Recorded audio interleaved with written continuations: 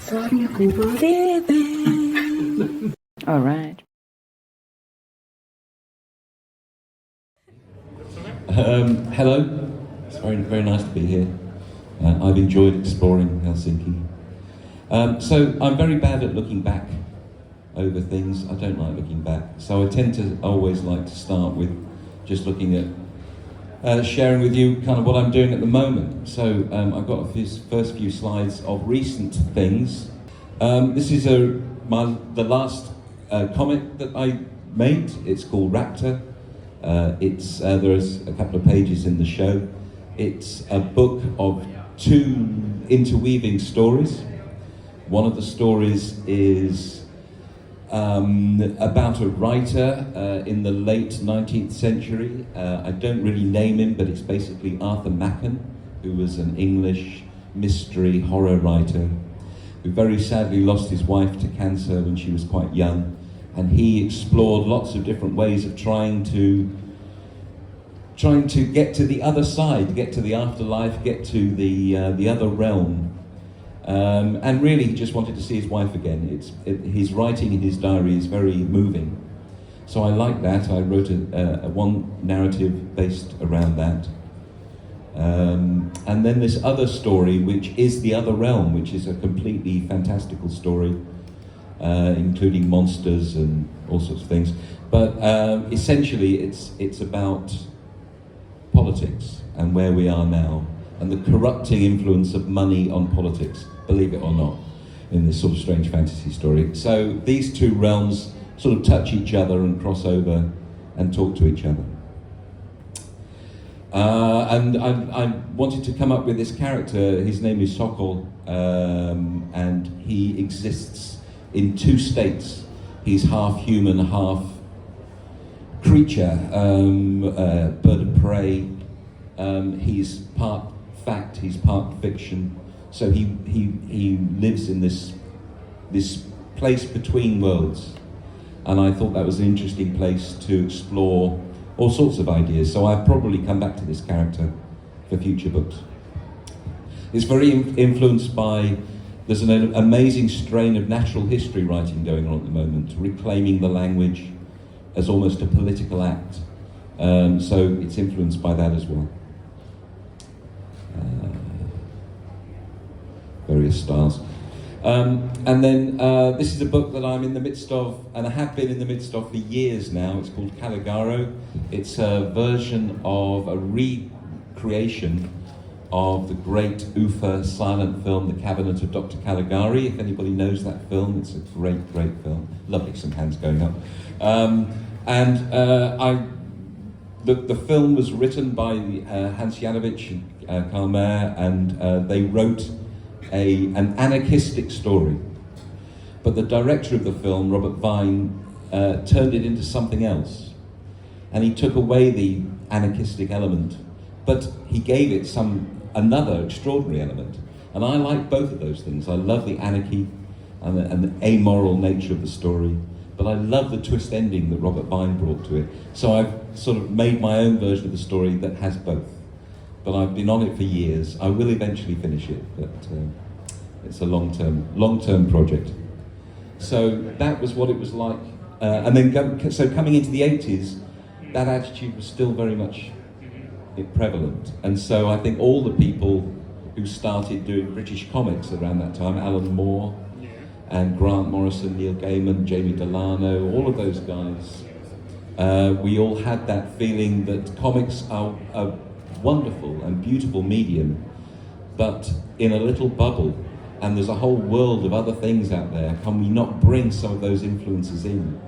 Film, literature, theatre, and just mix it up a bit. There were opportunities to meet other people, young people coming up.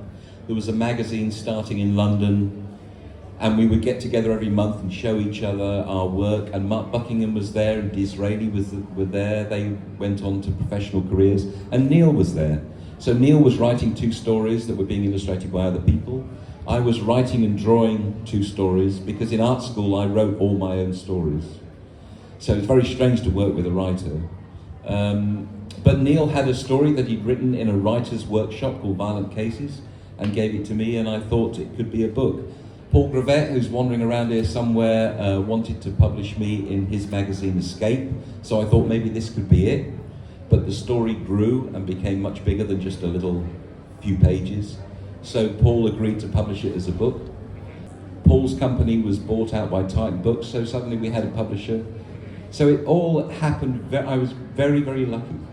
Lucky to be around at such a great time to do comics, where they were not selling very many copies, so nobody was looking. Nobody paid attention. Even when we went to DC Comics, nobody really paid attention.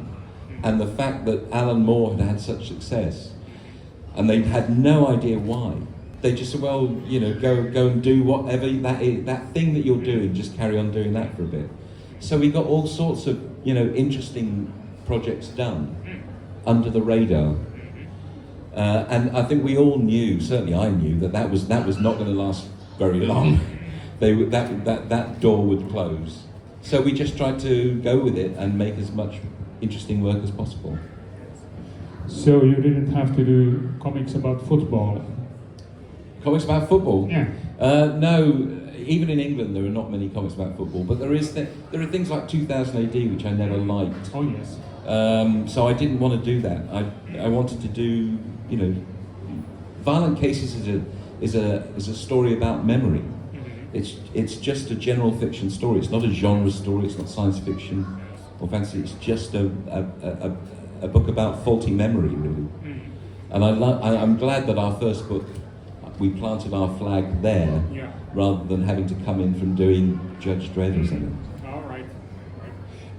Just before we go to the Arkham Asylum, I'd just like to ask you about the technique when you started doing Violent Cases. With you do the comics sometimes with very few effects, just black and white, and sometimes you put many layers on it with photos and painting and stuff. How did you choose the technique for the Violent Cases that you wanted to do it the way it is done? In art school, I just enjoyed trying everything. I was a complete sponge. Whatever was going with photography, filmmaking, printmaking, anything, I just wanted to try. And I enjoyed the differences and enjoyed trying to make the best of those, whatever that media was. So when it came to comics, I had put comics to one side really in art school, and then I came back and tried to mix in all of these experiments and things that I've been doing into comics, and for some things I think they worked very well. I think Violent Cases is a book about memory, and I've been doing a lot of collage work, and collage is great at expressing memory. If you have a piece of paper and a old photograph and a bit of texture, and you know, they all come with their own lives, and it sort of accretes on the page, these layers of time. So it feels very much like a memory. So with all of these stories, all I've ever tried to do is find the visual language that I think best expresses the ideas and emotions and atmosphere of that particular piece. What did you think about Grant Morrison's style of writing compared to Neil Gaiman's style? Well, Grant, I was sent this script by DC Comics, the editor there, Karen Berger. It was a very straight Batman story. And it had Robin in it. And it had all sorts of things that I didn't really understand, including Batman, I have to say. I didn't really understand Batman, a man dressing up as a giant bat. So I got together with Grant, and we were both at the point where I think we wanted to try other things. And so he was very open. We talked about Dennis Potter's writing, we talked about Jan Schwankmeyer's films, we talked about David Lynch's films, I mean all kinds of stuff. And he was very keen to try just turning it into something else. So I suggested stripping out all the stuff that I thought was too Batman-y, for want of a better word, including Robin. He was the first to go. And I just tried to make it more of a symbolic character, a sort of shadow, really, a cross between a man and an animal, rather than a bloke in a suit, you know. And then from there, reworking all the other. As soon as the story started to become a dream, really, then we could change the other characters as well. So I just interpreted what the characters did in the script and just drew them my way. A couple of them are very well known. The Joker is very well known, so it had to look like the Joker. But the Joker was a rip-off, you know. It was a rip-off of The Man Who Laughs, which is one of my favourite films. Conrad Veidt plays a man who's scarred and peels his mouth away to reveal his teeth. And it's a beautiful image, extraordinary film. So I like that. So I drew that, you know. I didn't want to draw the Joker particularly. And then we just went from there. Some of the characters I had no idea what they looked like, so I just drew what I interpreted from the script. And as I say, at the time at DC, you know, nobody really paid attention. We were the lunatics in charge of the Asylum, and we just had a bit of fun. And at the time, Arkham Asylum was the most successful book they'd ever published, so they didn't argue with me. They just said, carry on. So it was a very lucky time. It was interesting to see again about the layers and in the pictures. Like, was the Joker actually puppet that you photographed in the story? The picture. If you look in the book, it's a mask, a clay mask, and I just took photographs of it and blurred it and drew around it. Just had fun. I see. And if you want to know what Grant Morrison did the money where he got from the Arkham Asylum, you should read Brian Talbot's brilliant book, The Naked Artist. But okay, let's go on. Don't know anything about that. Wait. Okay. So I just carry on. These were my early days. I was doing a lot of covers for DC Comics. So I did Neil's run of Sandman, all of the covers for that. And the idea there really was that we both wanted to reach another audience. We delighted when comics readers found the book and liked it, but we had a feeling that there was another audience out there. Maybe an audience that did not go into comic book shops, but liked the kind of films we liked and read the kind of novels that we liked. And we sort of wanted to speak in a language that they would recognize. So that's why the covers, you know, look like this. They don't look like regular comic book covers, because we thought we would speak in that language, something that would look like a Picador book cover or a 4AD album cover, something like that.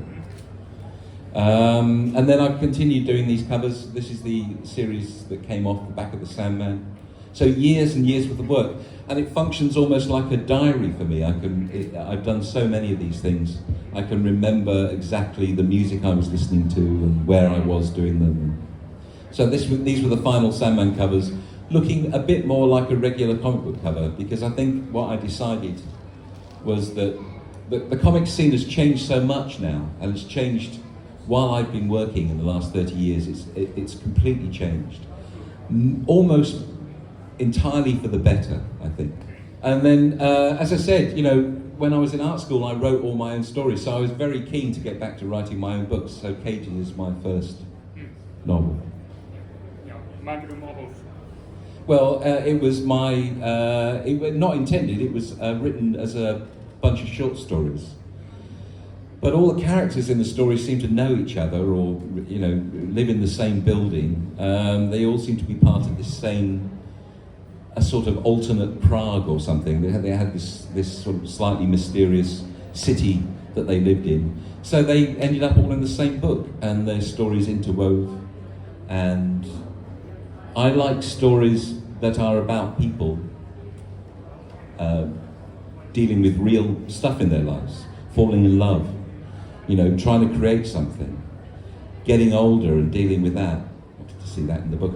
I've carried on doing comics, even though I've been sort of distracted doing other things, album covers and various stuff. I've never stopped doing comics. So whenever a short story opportunity comes along, and if there's an opportunity to make a comic in a strange place, in a gallery, or for an album cover, or for an advert, or somewhere else, not just in a comic book, in a comic shop. I'm very happy doing that. So these short stories are for all sorts of things. And then this is a book I did a few years ago now, and I think it's the best book I've done. It's called Black Dog: Dreams of Paul Nash. This was a commission from the Imperial War Museum in England and the 1418 Now Foundation. They commissioned centenary artworks for the First World War. So in the years 2014 to 2018, they commissioned 20 artworks or so every year across every media: film, photography, fashion, poetry, everything. They wanted to make a comic. They asked me to pitch, and I wanted to see the war through the eyes of one person, and I thought it would be best to see it through the eyes of a creative person, because their experiences are embedded in the work that they do. So it could have been a poet, it could have been Sassoon, or one of the great poets, but I chose Paul Nash because I think he was the most powerful of the war artists from anywhere. He wasn't necessarily the best draftsman, and he couldn't draw people very well. But he went into the war as a naive, young, poetic man, full of innocence, and was thrown into this situation where he found his voice. He became angry, he became a socialist, he became determined to take these experiences back home and tell people back home what actually happened on a war, on a battlefield, and what humans do to each other. And he found a language, this tough painting style, that expressed the horror of war in a way that is still relevant now. So the paintings are still relevant to the situations in Ukraine and Gaza now. So I thought he was extraordinary, and the more I got to know him, the more I felt a real kinship with him. My father died when I was young, his mother died when he was young. He felt the shadow of that death in his life forever, and so do I. He was born very near to where I was born. He retired. After the war, he suffered post-traumatic distress and came to live just down the road from where I live now. So I know all the landscapes that he paints. They are my landscapes. So we had a lot of. I felt very close to him. Anyway, so I did this book. He's a landscape painter, but basically they're dreamscapes. So I made a book of dreams. Each chapter deals with elements from his childhood, growing up, becoming interested in drawing, and then going into the war and becoming a war artist. And it takes little bits of each of these moments and sort of squishes them together in the same dream logic that we all know. So each chapter has a style of its own, trying to capture the feel of a particular moment. Surrealism was very important to him. He lived through all of the great art movements in Europe as he was developing, Impressionism, Expressionism, Vorticism, Surrealism, so that's there. And then I've done 4 books now with an amazing writer called David Almond. Writes from a very deep place. They're often books of loss and grief, but for young readers. And I love his books. So this is The Savage, which is probably the best of the 4 we've done together. Slog's Dad is the oddest of the 4. Slog's Dad is just one scene. There's a young boy and his friend, and they see a man in a park who looks like Slog's father, who's just died, who died a year ago, and he looks like him. So they go up and talk to him, and he says, "Yes, I am." And they have this strange conversation. And his friend tries to catch him out by asking him questions, but he knows the answers to those questions correctly. Anyway, the Slog said, "You must come back and see Mum again. She really misses you." And he says, I can't do that, but it's been lovely to see you, and maybe we'll meet again sometime. And goes. And that's it. That's all that happens. And so I called David Almond and said, "This is what I don't know what that is. I don't know what went on there. Are you saying he's an angel or something coming down to earth? That's terrible. That's a terrible story, David Almond." Or is this some guy in the town playing a cruel trick on the kid? That's awful. I don't want to illustrate that. So I thought what I would like to do is illustrate interpretations of what that story was and retell it in many different ways as possible explanations for what that was. So that's the final book, really. The text just runs as black text on white paper, then you turn occasionally you turn a page, and there's just a visual sequence which interprets what's going on. So you get to the end of the book, and you still don't really know what happened there. But in this constant reiteration of this scene, you're left with a feeling this is just a boy who really misses his dad, just wants to see his dad again. That man is Bill Mitchell. Bill Mitchell is a theatre director, and he's probably the most important, influential person in my life of the last 15 years. He completely changed the way I work. He ran a company called Wild Works, and they are a site-specific theatre company. So they're invited somewhere, and they just bring in actors, musicians, historians, scientists. Prior to that, I needed everything. When I was writing, I needed everything nailed down, really. I needed to know where I was going. I could play a little bit in between, but I needed a structure. But Bill opened up my eyes to this wonderful, improvisational, playful, alive way of working. So everything I've done, including Black Dog, has been created that way since. I started to see imagery that I didn't understand, and I've been doing paintings and drawings. It turned out to be generated by artificial intelligence.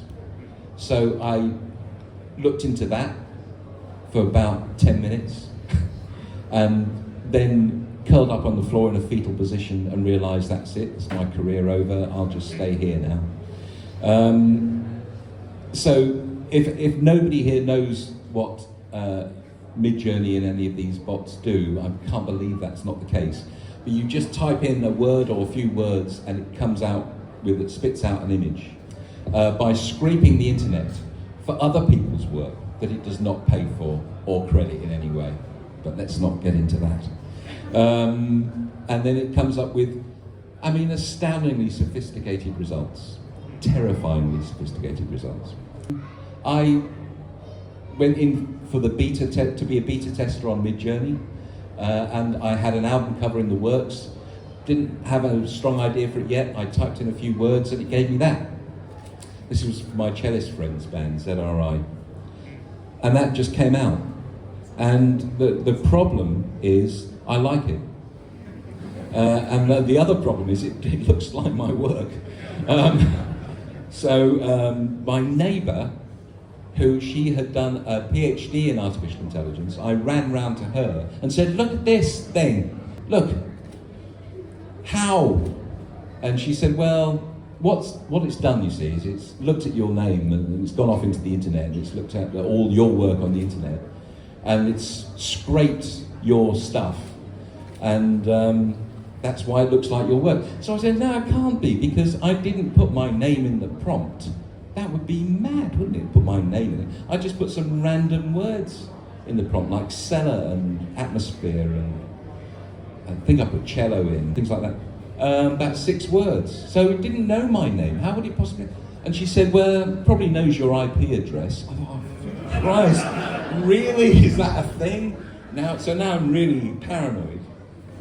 Anyway, it didn't know my IP address. What I think occurred is, by luck, the words that I put in aligned with an aspect of my work, and that's why it looks like some of my work. So I had no reason to be so paranoid.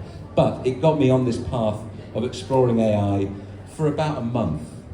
So I made this book called Prompt, which was, I thought, I've got to fight back here. I've got to understand it. I can't just ignore it. It's obviously going to change every aspect of our lives. So I want to know what it does well, what it doesn't do well. I want to know how it works, how it thinks. So I set up 3 experiments. One of them, I mentioned I was working on this book about Gilgamesh with Robert McFarlane. So I fed the key chapter of Gilgamesh, episode 5, tablet 5, into the bot, into Midjourney, 2 lines at a time, and it spat back these images. And I wanted to see if the narrative of Gilgamesh would survive. 5,000 years, living underground, being translated from cuneiform, which is an impossibly hard writing system to translate, through our personal English, aesthetic translation of it, back into a purely visual form. Would you be able to discern the story at all? And it turns out it's quite confusing to start with. Very weird results, including Boris Johnson's food policy, and a joke about the Labour Party wrapping themselves in the flag. That's very weird. And then I went out on a walk, took all my questions, tried to come up with some conclusions, which are mostly bad. I don't think AI has any business in our imaginative lives, although it has great use in our scientific lives. And I tried a few more experiments. I pretty much decided not to use it anymore because it's too depressing. And I don't want to get to the end of I'm sorry I'm over time, I don't want to get to the end of this bringing you all down in such a downer. So here's a picture of a hedgehog in a paper plane. Thank you. Thank you.